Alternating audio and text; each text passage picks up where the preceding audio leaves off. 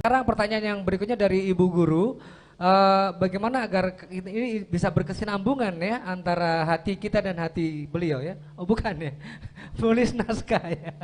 Mas Aris. Tapi terima kasih, sebetulnya soal penulisan kebetulan memang di tempat saya ngajar, saya juga ada mata pelajaran, mata kuliah tentang basic writing skills dan juga writing and analyzing skills. Jadi memang ngajarin orang bagaimana menulis dan mengembangkan pemikiran. Bagaimana caranya kalau kita nulis bisa berkelanjutan, kira-kira begitu ya. Nggak berhenti selesai, ya udah habis itu sudah. Nah gini, ini tips-tips singkat sebetulnya. Lagi-lagi saya lebih sampaikan sesuatu yang based on experience, jadi nggak terlalu banyak teoritis. Kita itu sering tidak bisa menulis atau sering excuse untuk tidak menulis karena yang paling sering itu disebut adalah nggak punya ide. Ya, aku nulis opo. Cutol. Oh.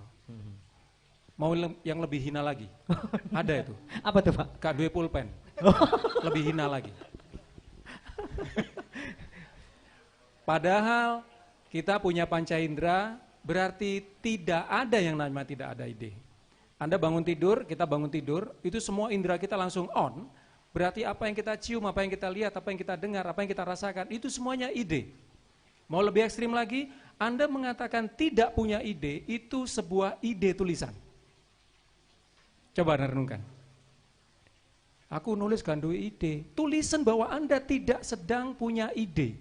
Maka itu sudah jadi bahan dan itu adalah ide. Saat ini saya lagi sangat bingung sekali untuk mau menulis. Saya tidak punya ide karena memang pusing kepala saya. Ide apa yang mau saya tulis? Tulisan ya? Sudah jadi. Jadi sebetulnya mana masalahnya? Nggak ada. Nggak ada. Yang bikin masalah adalah Anda sendiri karena Tuhan sudah memberikan semua ide. Dan ide biasanya sering muncul itu di tempat yang tidak kita duga, tidak kita pikirkan. Di mana? Kamar mandi waktu kita bertapa. Tahu tuh, lah, oh iya, ting, keluar kamar mandi hilang. Saya mlebu maneh bae ono ketemu, nggak bisa. Berarti tips kedua adalah apapun yang muncul di pemikiran kita dan itu ide dan itu jangan-jangan karena Tuhan, cepet catet dalam bentuk apapun. Kalau lagi pegang handphone, catatan. Kalau enggak, ya gimana caranya mengingat. Kalau ada pulpen di kamar mandi atau cepet tulis, dokumentasi. Tips ketiga dari saya, rewrite.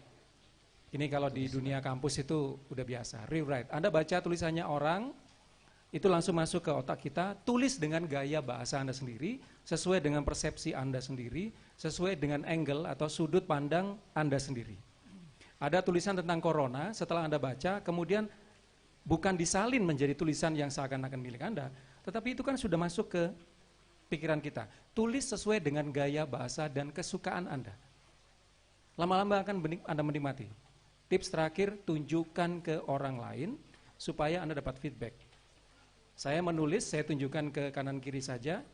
Orang terdekat, kita mulai dari orang terdekat. Karena kalau orang terdekat membuli, menghina itu sakit hatinya nggak baper banget gitu.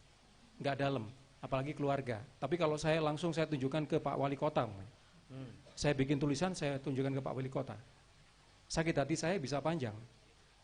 Karena kan nggak ada kedekatan. Tapi kalau orang dekat saya, mamanya Mas di samping saya ini baca tulisan saya terus dia cuman beng guyu ambek rotok sinis gitu. Saya tulisanku api ta, gilani, mamanya kayak gitu. Saya nggak akan sakit hati banget karena kenal akrab. Mulailah mencari feedback dari orang terdekat, kemudian baru lompat ke jauh. Lama-lama Anda punya kepercayaan diri yang tinggi dan menikmati Anda bisa nulis terus-terusan. Bisa kecanduan.